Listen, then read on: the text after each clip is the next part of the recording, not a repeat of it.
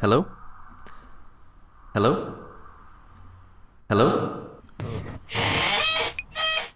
Hi, Alex.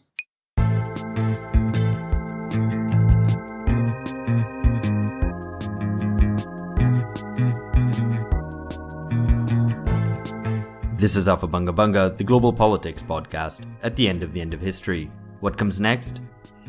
This is part 2 of the Übermenschen of Capital series, this one on liberalism and fascism. Before I say any more, welcome to all the new listeners who've joined us recently, and a particular thanks to those who've chucked us some change into our Patreon to say thank you.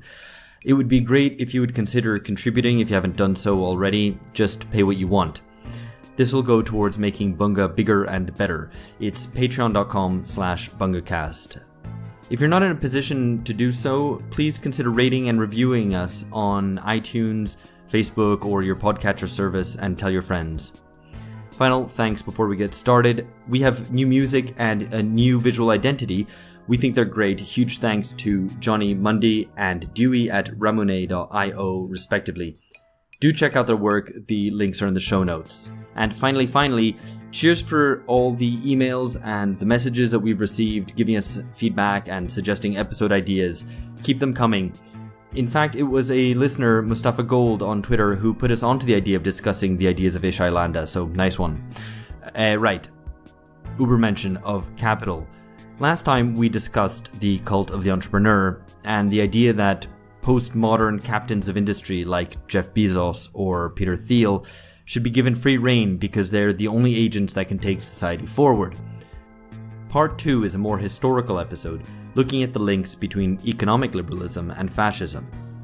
Now, I know what you're thinking, and no, we're not crudely saying that liberals are actually fascists, but we are interested in exploring how important figures in the history of liberalism often had recourse to authoritarian means to defend capitalism.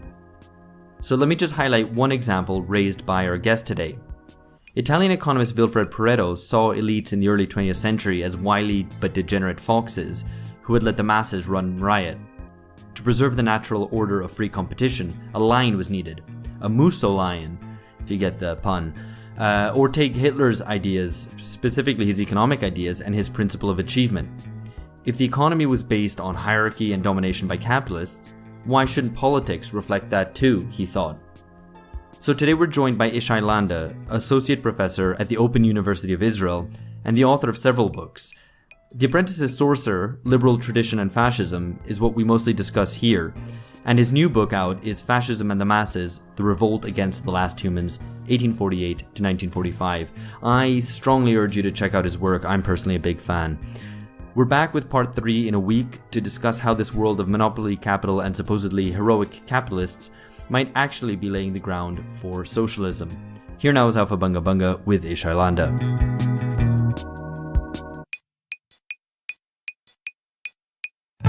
Alright, hi everyone, I'm Alex Hochuli. Also here is George Hoare in London, Phil Cunliffe in Canterbury, and Ben Fogel in New York, and we are very happy to welcome Ishay Landa, who you'll have heard about in the introduction just there. So, we want to start talking about a contemporary tendency, which is to associate fascism with the other side. So traditionally, fascism is understood to be of the right, but there's various contemporary attempts to link it to the left. Probably the most egregious example is Jonah Goldberg's liberal fascism. We've also recently seen Madeleine Albright come out with a book, which is more of a liberal attempt to conflate any sort of authoritarian leader with fascism. I think to the point that in her new book, she argues that North Korea is the only fascist regime in the world. So, Ishay, as a starter, how has this been allowed to happen? And I guess as a consequence, what did you set out to do in your work on fascism? Yes. Well, the status of fascism is rather unique, in my view, among modern ideology, because fascism is perhaps the only consensual taboo that remains in the political lexicon. So while almost all ideologies can find defenders, almost everybody disavows fascism, at least in polite society. But the precise nature of the taboo remains very much unclear, so much so that it seems that when different people attack fascism, they are talking about completely different things. And because fascism is almost universally accepted as something profoundly evil, people not only shun it, but they also use it as a weapon. People of different persuasions not only try to distance themselves from fascism, they also try to put the blame, as you say, on the other side, which is to say the side that they most strongly disagree with. So there's a double movement involved of cleansing yourself and trying to soil your opponents. The right wing pushes fascism to the left pushes it to the right, and the center blames both left and right. So I think this is the basic predicament which makes defining and understanding fascism so difficult and so contested. The stakes are extremely high. And in my work, I intervene in this debate, and I critically address several ideological strategies which are very common and come mostly from the political center, the liberal mainstream. These ideological strategies link fascism with socialism. They associate it with the masses, and they present it as fundamentally anti-liberal. And what I do, I try to argue, on the contrary, that fascism was a right-wing movement, ferociously opposed to socialism, that it was an anti-mass movement and ideology, and in fact that it was in some respect crucially indebted to liberalism. So I think this is absolutely fascinating. Hi, George here.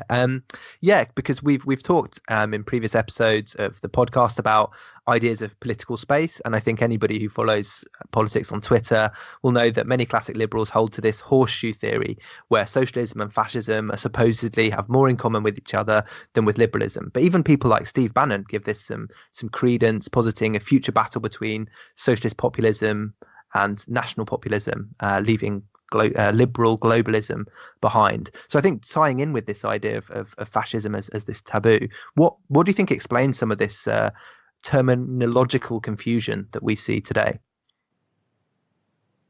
Indeed, as I said, the liberal center tries to cleanse itself of fascism and in a way soil its opponents by killing two birds with one stone. So it argues that socialism and fascism were not really opposed, but somehow related in their extremity. Both were supposed to have hated liberalism above all else, and this shared hatred made them similar. So they were somehow the frères ennemis, brotherly enemies, according to one definition. So this is the by now classical horseshoe theory. And of course, this is a very convenient and self-exonerating narrative, at the same time that it's highly misleading. I think that in historical reality, the true implacable enmity was between the right and the left, between fascism and different variants of socialism. And liberalism actually occupied some middle ground. So it wasn't so much hated, but despised by both fascists and socialists. It was a kind of a lukewarm ideology, a no man's land. I mean, one of the many virtues of your book, The Apprentice's Sorcerer, is precisely the fact that it straightens out this horseshoe, that it restates the importance of the left-right spectrum and places the question of socialism versus capitalism and labor versus capital at the core of how we understand political space. And I wanted to ask you to talk a little bit about this metaphor of the apprentice's sorcerer, that is the title of the book, and is a reference to a poem by Goethe, The Sorcerer's Apprentice. So you flipped it around. This was, for listeners, popularized in Disney's Fantasia, whereby the brooms come to have a life of their own because the apprentice of the sorcerer does some naughty stuff while the sorcerer is away and conjures them to life, and suddenly they become subjects rather than objects. So could you talk us through that? Wait a minute, Alex. Are you saying that you do not expect our listeners to know who Goethe is and that it needs to be simplified for them to the Disney level? I'm just adding extra color just in case. Yeah, maybe if I'm allowed, I will complete try to answer to the former question before I move on to the Apprentice's Sorcerer and trying to explain that, because I want to say something at the end also on Bannon that was mentioned. Would that be okay? Absolutely. Okay, so I think the terminological confusion that was referred to is also a reflection of the ambiguities of liberalism itself, because liberalism was not of one cloth, and it contained disparate and even hostile streams. So depending on what they were perceiving, socialists and fascists were both highly suspicious of liberalism as much as they were also linked to some parts of the liberal tradition.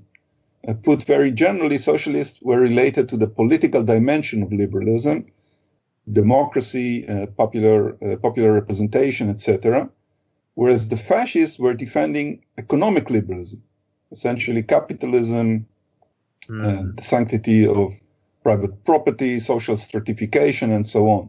So both socialism and fascism were partly liberal, but they also saw liberalism as a lesser enemy that was facilitating the advances of the main enemy, or a force that was too weak or hesitant to stop it, even colluding with the other side. So Steve Bannon, if we talk a little about his position, actually seems to be supporting the view that the ultimate enemies are socialism and fascism, and that liberalism is bound to be left behind because it is neither milk nor meat, as we say in Hebrew. I'm not sure there's the same saying in English. It's kind of a hybrid creature that cannot sustain itself. But actually, socialist populism, as he calls it, will preserve important features of political liberalism, whereas his own national populism would preserve its economic side. So it's not really a horseshoe theory, it's more like a bullfight theory. And I think that Bannon, who can probably be seen as a neo-fascist of sorts, here continues the lines of the fascists themselves and thinkers leading up to fascism. And I give several examples of this in my book, like Juan Donoso Cortés, the influential 19th century Spanish reactionary, and later on Carl Schmitt. And I think one way of maybe unfolding this a bit further is to talk about when this important split in liberalism happened between political and economic liberalism, which I think regular listeners will be familiar with because we discussed Domenico Losurdo's book on liberalism a little while back and talked quite a bit about this. But it might be worth just restating what exactly is at stake there and historically what came about. Yes, well, now I need to complete the part on the Sorcerer Apprentice, because we can't leave Disney behind, right? Absolutely. Okay, so just very shortly, the Sorcerer's Apprentice is a very familiar story, of course, and also often used by scholars to describe the unforeseen consequences of one's actions. So it's about a situation which goes terribly out of hand. So reckless or inexperienced people, the apprentices, they haven't mastered the craft entirely. They overestimate their power and their knowledge. They play with forces that they can't control and which ultimately turn against them and overwhelm them. But at least in the Goethe and in Disney, luckily for them, there's a more powerful force, the sorcerer that comes to the rescue and restores order. And what I did in the book was to tweak with a parable just a little bit. I cast the liberal bourgeoisie as the apprentices who didn't know exactly what they were doing when they were creating the modern political order. They rebelled against the aristocracy and created a system based on representation, which first, of course, played to their advantage. But they never reckoned with the fact that someday the system will turn against them, when the working class will demand that liberal democracy shall become a mass democracy. And when that happened, the liberals needed to invoke a force, summon up a force that will make them ride the storm. So they created a dictatorial sorcerer to rescue them. In the original story, the sorcerer precedes the apprentice. He's the legitimate master that saves the day. In my version, the apprentice precedes the sorcerer. The sorcerer isn't there to begin with. This will be fascism, and hence the move in the title from the sorcerer's apprentice to the apprentice's sorcerer. The sorcerer's daddy, who's called in to clean up. Yeah, exactly. Yeah. No, I think it's a very evocative very evocative metaphor, which really brings to life the whole book. And I'm going to hand over to Ben now, because you actually had a point about the historiography and the debates that you were engaging in there. Should I talk a little bit about the split, or should we? I think we can come back to the split, and we can sort of frame it in this question as well. Okay. Okay.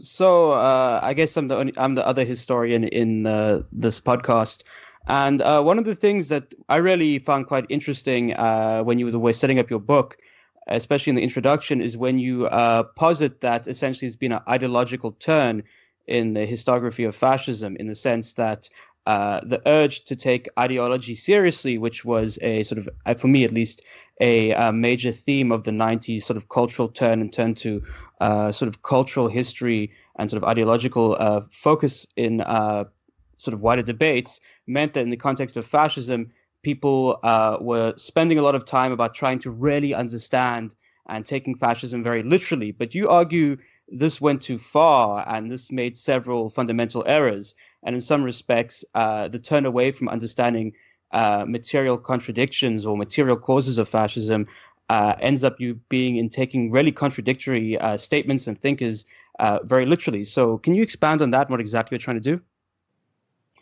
Yeah, sure. I think, as you rightly point out, what characterized the work of historians and political scientists that focused on fascism in the last 30 years maybe is indeed a move that can be described, moving away from class, from society, to culture and ideology, which means, there is this common trope that trying to take fascists as much as possible at their word, take them literally rather than this old school of suspicion, and trying to see them as just providing a smokescreen for the real motivations, seeing fascisms from the inside as they themselves saw themselves rather than from some exterior perspective. So this is the general move. And I'll start by saying that I think it has some justification. I don't think it's a move totally in the wrong direction. Firstly, because I myself, I'm basically a cultural historian, and I'm engaged in Ideologie Kritik, as I say in German. So I'm very interested in ideology. I'm not an economist or anything like that. And moreover, I think that ideology is very important. We cannot dismiss the role of ideas, of convictions in history. But as you say, there were many problems also in this kind of ideological turn. And the two main problems for me is that, firstly, ideology was read in a vacuum. It was assumed that ideology is independent of class or of social goals. And indeed, I would say even more that one almost get the feeling that this is the goal of this entire cultural move, to kind of put society away, to conceal social conflict. So what was meant or presented as a way of enriching our analysis often proved very restrictive and produced a new reductionism, this time an ideological one, which leads to the second problem, that the reading of ideology produced by these people is often insufficient. In a sense, they assume what they need to prove, which is the distance of fascists from issues of class, their supposed indifference to economic concerns. And I think that when you look closely at fascist ideology itself, you see that class was actually very important, that economic issues were also very central. And the second issue is that the fact that what fascists told us, their ideology, their utterances were often very paradoxical. Fascists said many things, and moreover, there was a conscious sense of mendacity, of cynicism, or even lying, the notion of the holy lie, which kind of predecessor of today's post-truth age.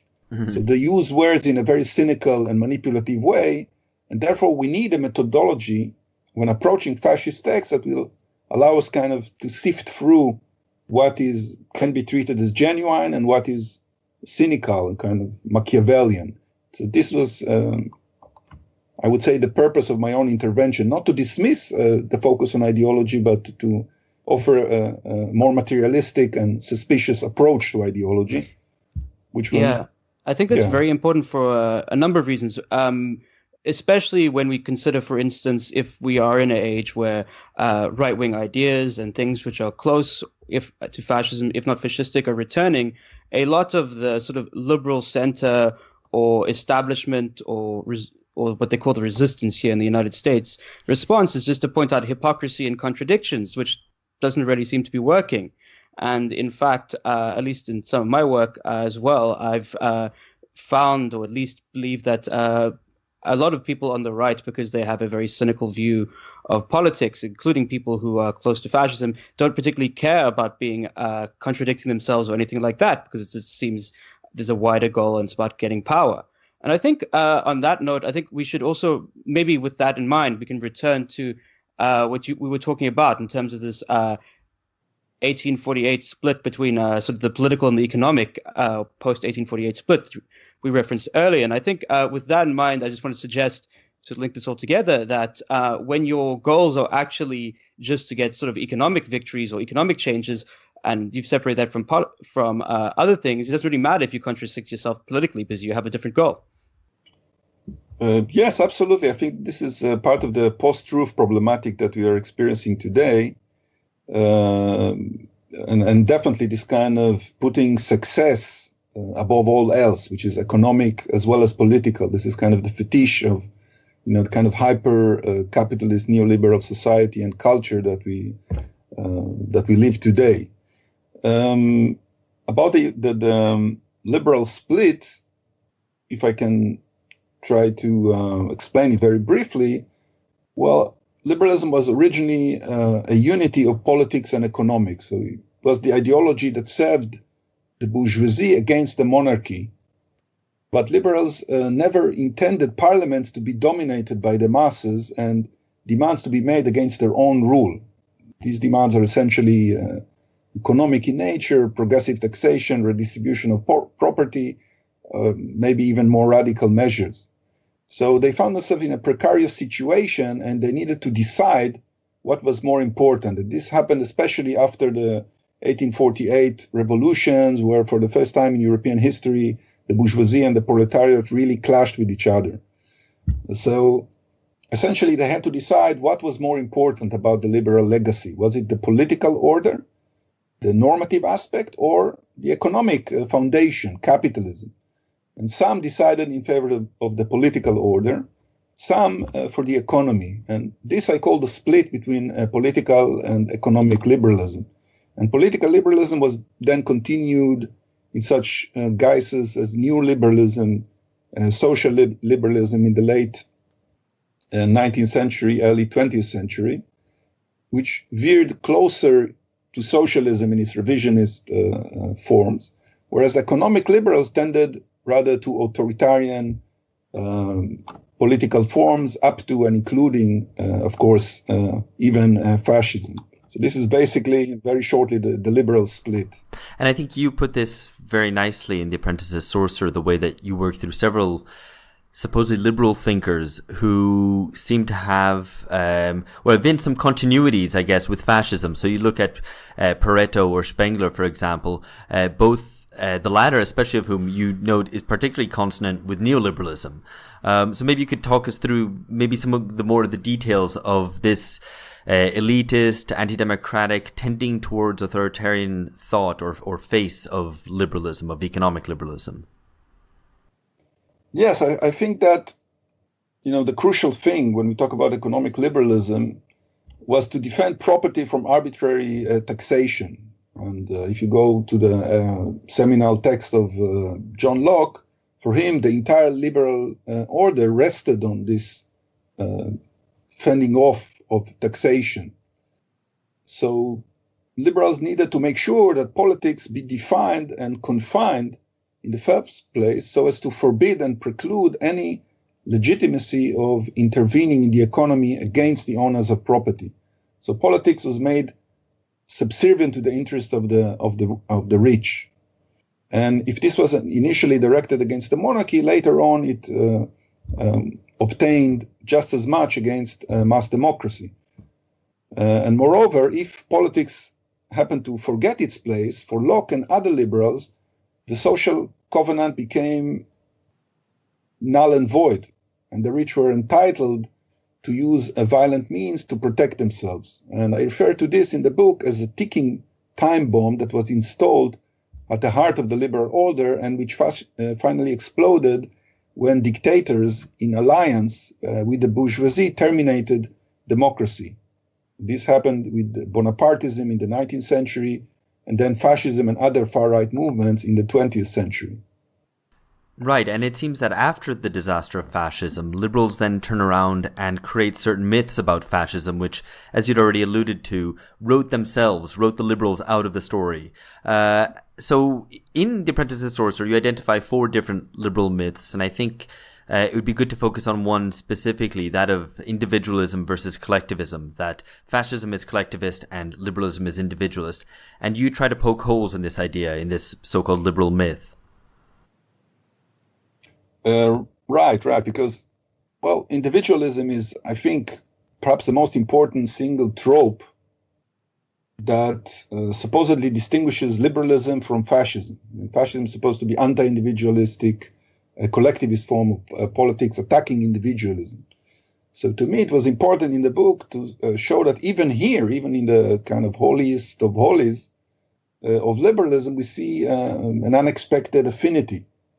Because the view that fascism was simply anti-individualistic is very simplistic and, can be complicated historically. And what I argue in the book is that we need to distinguish between essentially 2 kinds of individualism, 2 basic individualistic conceptions. The first was horizontal, which means that everybody's an individual. I am an individual as I'm talking to you. Everybody who's taking part in the conversation is an individual.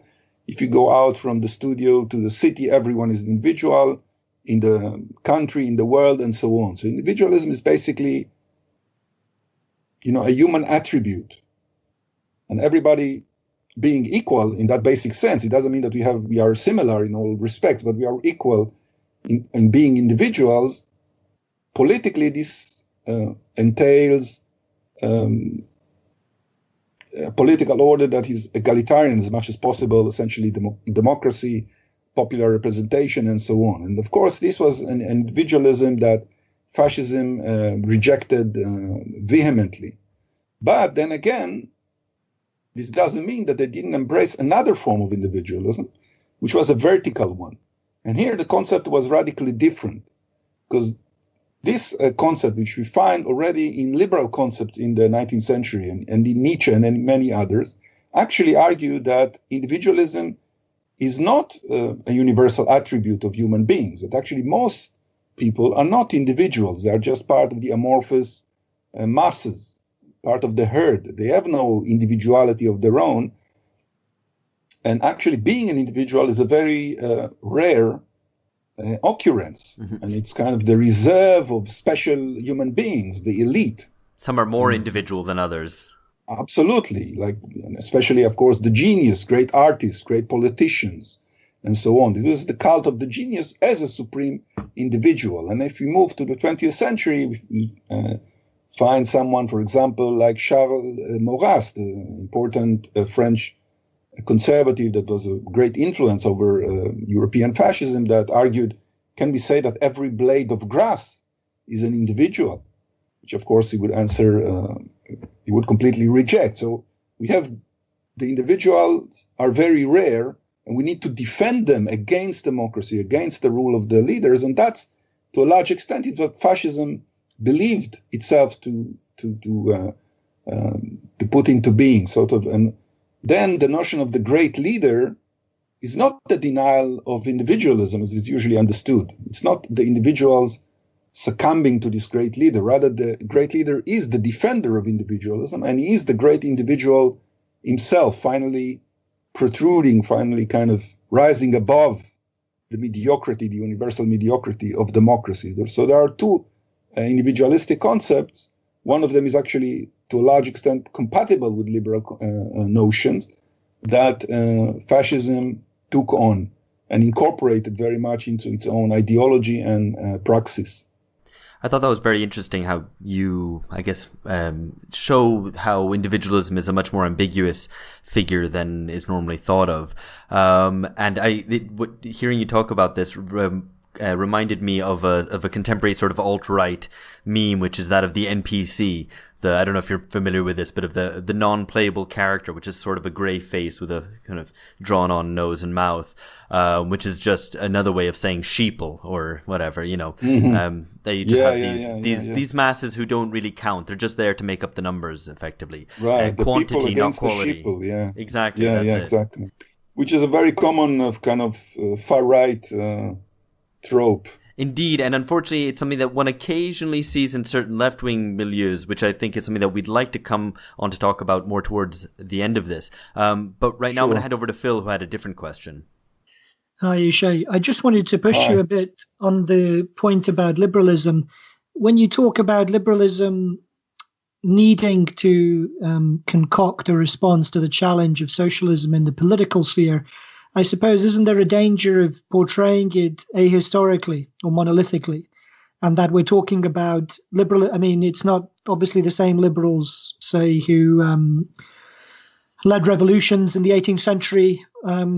It's not the same liberals who attempted, say, to subvert the Holy Alliance in the first part of the 19th century. So is there a danger of, when you talk about liberalism in this way, isn't there a danger of it being ahistoric and talking about all liberals as if they're the same? Yes, I think there is a danger, but I try to avert it, and I believe I'm successful at that precisely by looking at the evolution of liberalism. For example, this whole notion of the liberal split is a historical notion. So I'm trying to talk about a certain evolution, streams that developed within liberalism. And in my book, I make it very, very clear that when I attack economic liberalism, or when I analyze more precisely the contribution of economic liberalism to fascism, this isn't meant as a sweeping dismissal of liberalism as a historical ideology or movement. And actually, you can see my own contribution as defense of another kind of liberalism that is still active today, political liberalism. And I do think that between socialism and radicalism and political liberalism, there's much common ground. So the historical element is definitely part of a vital part of what I'm trying to highlight. So it's not a kind of a monolithic picture, either with regards to the past or relating to liberalism as we find it today.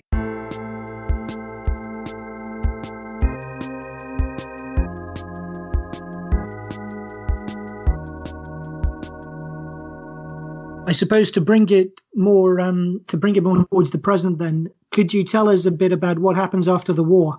So if we've talked about the development of fascism in the first half of the 20th century, the cult of this particular cult of vertical individualism centered around the great leader, like you mentioned, the need to defend certain kinds of property rights against a socialist challenge. What happens to all of these ideas? What happens to fascism after the Second World War?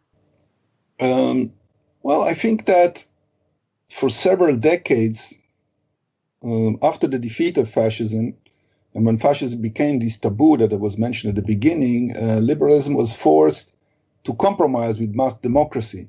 And the result was the welfare state. And of course, the Soviet Union, the existence of a alternative or seeming alternative to capitalism also played a significant part.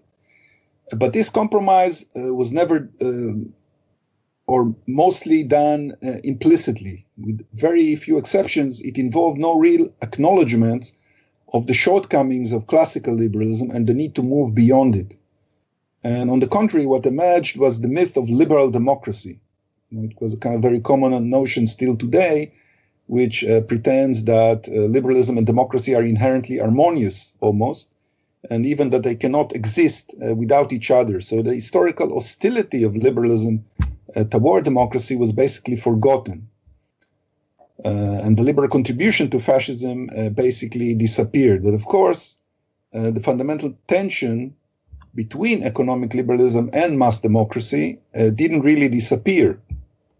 And it was to reemerge with a vengeance in the late 1970s and throughout the 1980s with the rise of neoliberalism that again insisted on protecting the economic domain, that it shall remain secluded from political intervention. So I think this would be a sketch of post-war liberalism. And today, maybe we are moving into the next phase where authoritarianism, open authoritarianism, is raising its ugly head again. So I wanted to ask a question which was going to lead on to this notion. One of the ways that you characterize the change in liberalism is by looking at the evolution of classic liberal attitudes to the law. So in the early radical phase of liberalism, liberals used the law against the old order in its progressive phase to take down the old aristocracy and proclaim the rights of man and so on. Then law and order come to be reconciled in a more conservative phase of what you call legal positivism. Mm-hmm. And then finally, liberals start to be put against the wall a little bit and find themselves in a position where they have to defend bourgeois order against the liberal law, which you characterize as a reactionary phase. I think that's quite a neat way of looking at that, at the way that liberal attitudes to the law versus order actually shift and actually completely flip around. And I was wondering whether we might not see that today, that neoliberalism now increasingly finds itself in a position of defending its order against the prescriptions of what should be its law. Yes, absolutely. I mean, the scheme in the book was historical. I wasn't trying to make predictions, but the way you apply it to post-war developments, I think, is very compelling. And there's definitely a tendency to attack law and order, subjugate the courts. We see this in the USA. It's extremely strong in Israel today. The open cynicism of people like Trump, like Netanyahu, and the rest of these, right-wing politicians, where basically you get this notion that rules and regulations aren't important. Norms don't matter, and they can't be applied anyway. So what matters are results, kind of delivering goods. And I think I would go even farther than that and say that it seems true to me even in a broader sense. So if we connect it with laws and rules of reasoning even, so even rationality seems to be under attack. And this is the kind of post-truth atmosphere, the proliferation of fake news, of myths, conspiracy theories. In a sense, there is a climate of don't bother us with facts, don't confuse us with facts. Irrationality is even celebrated today as a superior form of doing things. And I think it's very reminiscent of processes that happened in the period that led up to fascism, the kind of destruction of reason that Lukács analyzed in such a brilliant way. We see again these fatalistic leaps of fate, of choosing one's community and identifying with it at all costs. That reminds me of Heidegger's Schicksalsgemeinschaft, community of destiny. And I think it's relevant in today's rise of identity politics, which are perceived as a more genuine, precisely because they are mythical, they're emotional, rather than kind of abstract, empty, universal human rights. So irrationality is even presented as more heroic, more tragic, more emotionally satisfying than the banal truths of mass society. And all this irrationality, it's very important to know, it doesn't really challenge capitalism. It celebrates its iniquities and inequalities. It makes rhetorical gestures to the people, but it doesn't really offer real solutions to the problems that exist, the widening gulf of inequality, housing crisis, decline in the standard of living, etc. So what it does is actually to address the blame to those below, to the poor, the refugees, ethnic minorities, not to those above. To the extent that liberal elites are attacked today, it's only because they allegedly side with the weak and protect them against their own kind. No structural solution to economic problems is envisaged. The alternative is just a tribalistic war against the most vulnerable. And this affords some kind of sadistic pleasure in not being at the very bottom of the food chain. One is invited to feel pride at belonging to a superior tribe. And those who insist on pointing out the inhumanities of the systems are mocked as bleeding hearts. It's kind of a, if I may say so, a fuck your feelings motto. I think that's very interesting because I see something connected to this, but a little different. So I'm from South Africa, and we have a very particular liberal tradition in South Africa, which I don't think is that different to, say, liberal traditions in Latin America, which is, in a sense, liberal tradition on the periphery in societies which are more openly defined by inequality, by claiming the connections to a more recent history of slavery or apartheid or racial segregation. Mm-hmm. Do we have a slightly different relation with liberalism there? Is liberalism perhaps more overtly and explicitly authoritarian or connected to certain ideas of hierarchy? In the sense, for instance, I can think of two things, and for instance, like liberalism in terms of the South African liberal opposition to apartheid really manifested its differentiation from apartheid wasn't that it was necessarily more democratic in many respects, but its idea was qualified franchise. In other words, we don't need universal rights. We need people who have the ability to earn their rights. In other words, you have to be more like us.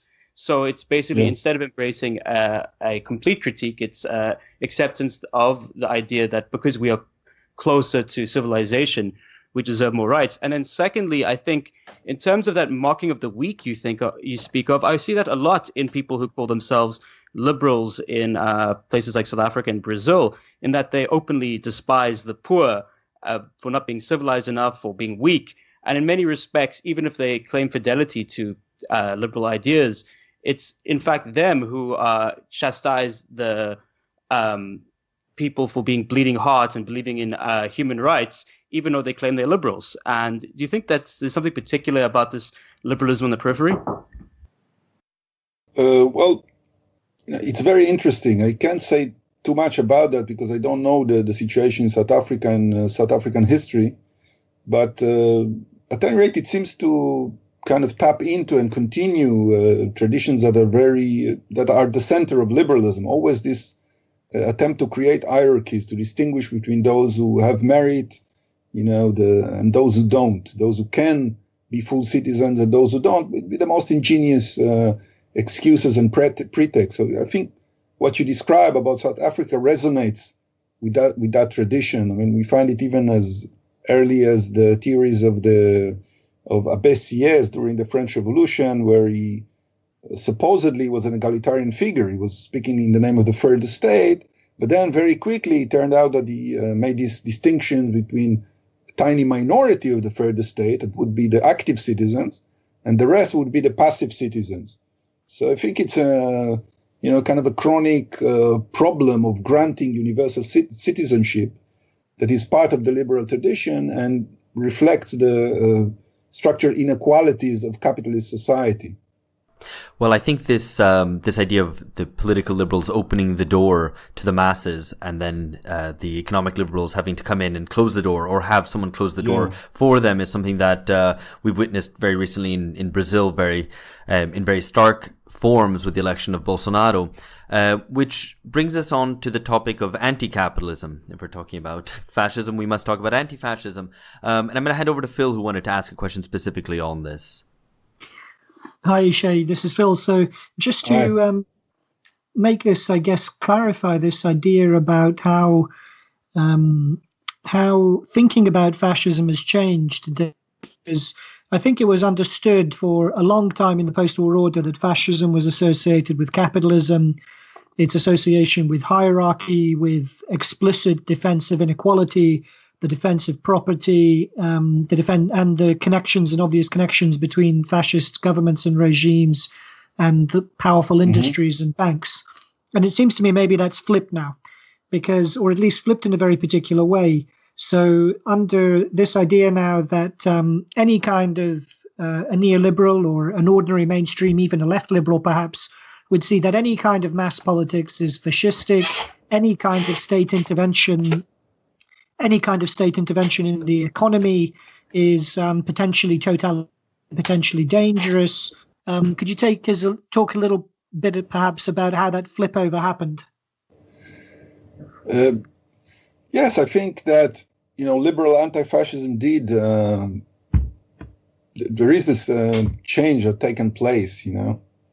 And much of liberal anti-fascism, and Albright that was mentioned earlier is a prime example, I would say, is indeed, it's purely conservative and just clings to the status quo. And it doesn't see any reason to change the present system, or doesn't believe any change is possible beyond minor tweaking here and there. So any change is considered to be for the worse if it's radical. And people who insist on the necessity for change are either dangerous and foolish utopians if they come from the left, or they are just denigrated as the proverbial basket of deplorables, right, if they come from the right.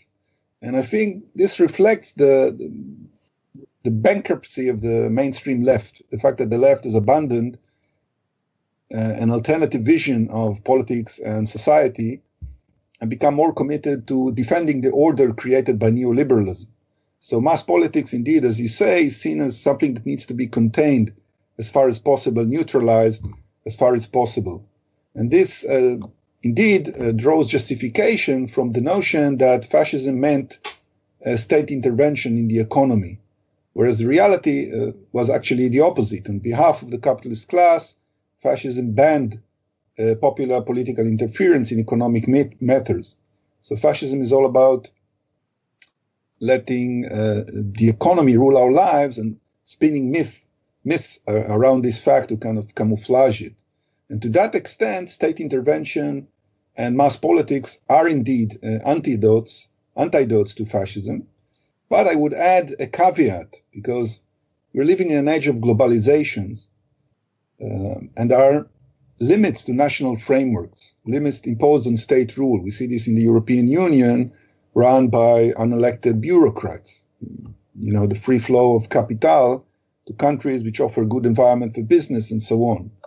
So I think there is a challenge on the part of radicalism to reinvent politics, if I may draw on a book that was written by the sociologist Ulrich Beck, which is a very interesting one, and to think globally, renew this kind of internationalist commitment of the left. And I think that Bernie Sanders, whatever you think about him and whatever his limitations, he recently proposed to form an international progressive front to counter the new authoritarian axis. And I think this renewed left-wing internationalism would be definitely a step in the right direction.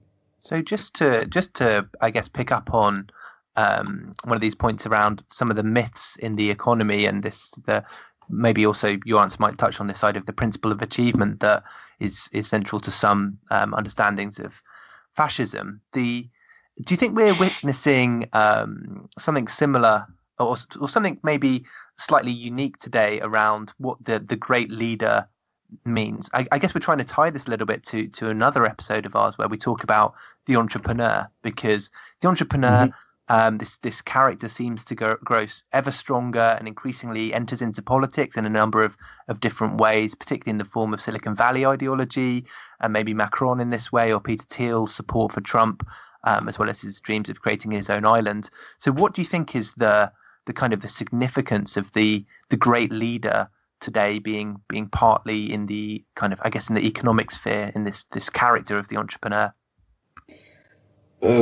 Yes, I agree with this account. I think it seems to me to be a part of this move to unleash economic liberalism. Once political liberalism and social democratic ideas lose their credibility, they don't seem that feasible anymore. And the apparent need is for saviors, which would be basically heroes of the market, realistic heroes. They would be doers. They'll not be contained by norms and inhibitions, but they will offer strength and resolve. I think that Bolsonaro would be the ultimate example of this kind of military-industrial fusion. The strong man as a would-be savior. And I could add, of course, to this list someone like Benjamin Netanyahu. He's an admirer of Ayn Rand. Ayelet Shaked, Israel's justice minister, is also an admirer of Rand. So, yeah, I think there is this sense that kind of business and military allure as the only possible solution. Once the structural change is ruled out, that's what we are left with. So I guess to move on from that and look at how we might challenge this new configuration of an increasingly authoritarian neoliberalism, which uses as the sort of key inspirational figure as the entrepreneur, how that might be challenged. And you've already made reference to the fact that perhaps the left, the contemporary mainstream left, is not equipped to deal with that. And a main issue with that is the sort of anti-mass notions that that parts of the left have absorbed, certainly as of the 1960s countercultural revolt, positioning itself as alternative and outsiders as opposed to the mainstream, which is treated as normies. One of the consequences of the left's countercultural stance has been to allow the right to claim the mantle of the common people, particularly this new populist right, which is able to combine neoliberal forms of economic regime with increasingly sort of nationalist appeals. Yeah. I think, it's part of the left buying into this notion of fascism as associated with the masses, even if, in this version, it's the masses as kind of manipulated. They are not the driving force, maybe, but they are still, they enable fascism because they are, in a sense, they let themselves be duped by fascism. And in reality, as I pointed out, fascism was, to me, a strikingly anti-mass movement. Interwar fascism was the culmination of an effort on the part of the upper class elites and the middle class allies to subdue mass politics with all its broader social, cultural, economic implications. And one of the key ambitions of fascism was to eliminate the mass, in fact, and to move from mass to X, whereby X is kind of a superior collective entity that is represented as superior to the mass, whether we are talking about das Volk, a nation, a race, a community, and so on. So against massification, which was associated with democratization, with greater equality, with the emancipation of women and working class power and so on, a fascist endorsed restoration of hierarchies and creation of new hierarchical entities. And the problem with the left that I think, has not been sufficiently critical of this common association of fascism with the masses. And therefore, it hasn't been able to defend mass society sufficiently. I think that we can see mass society alongside people like Norbert Elias, for example, that spoke about the civilizing process, actually is a very high stage of historical evolution. And the left is insufficiently aware of this. It's true that the masses on the left were seen more positively than on the right. And we see the example, for example, of someone like Paolo Valera in Italy in the early 20th century. This is something that I discuss in my most recent book, The Revolt Against the Masses, that he founded a journal called La Folla, the crowd, the masses, and he saw them in extremely positive terms. And there were other examples, the masses as a journal in the United States. Mm-hmm. But alongside this more positive view, there is also a tendency on the left to oppose the mass and wish to replace the mass with an X of its own, which is, of course, class. And in my book, I argue that this is mistaken. I developed this, of course, at some length, but put very, very briefly, the ideal of the left ultimately is not class. It's the classless society. It's a class that has transcended. It's a society that has transcended class division. So if you think this through, this implies a return to the notion of mass society, albeit by way of a Hegelian circle of sublation. I don't think I need to explain to any of you what Aufhebung means, right? So actually... Need to explain to our listeners what the Bunga bit is about, though. Yeah.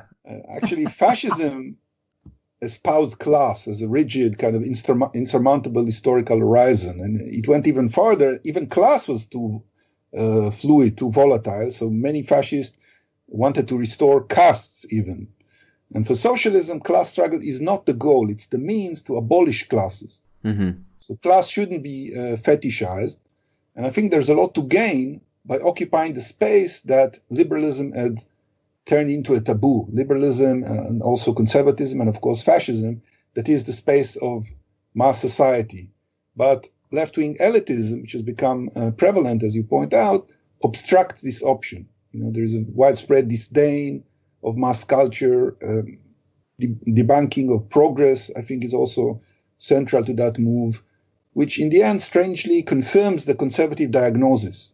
Nothing is more central to the conservative diagnosis of modernity as presenting modernity as decadent, as a site of decline. And you find a lot of people on the left, for example, Zizek and Badiou, resonating with this kind of critique. They essentially agree with Heidegger, for example.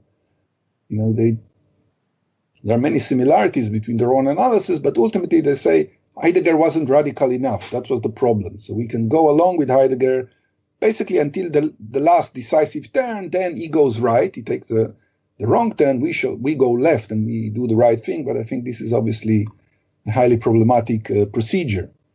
And I think that as a result of this elitistic posture, the left is often perceived as aloof and patronizing. And as you say, this opens up the space for the right to masquerade as friends of the working class. Just a very recent example, Ted Cruz in his speech celebrating his victory in Texas, he presented the Democrats as people who come with a lot of money, with Hollywood banking them, outsiders trying to take over Texas. And then he said, fortunately, the hardworking people of Texas defended our state and so on. So he could present himself as a friend of the hard-working people of Texas, which in a sense is true, because I think he really wants to make them work even harder. That's excellent. I think that might be a great place to end this on. And I think I would like to kind of plus one that last bit about the fact that the left should occupy this space left behind by a lukewarm liberalism, which has its own aversions to the masses. That was part 2 of the Übermenschen of Capital series with Ishay Landa. I would recommend you again to check out Ishay Landa's books. Please consider donating to our Patreon. It's patreon.com/bungacast. And please rate and review us. See you next time to discuss the People's Republic of Walmart. Catch you later. Bye-bye.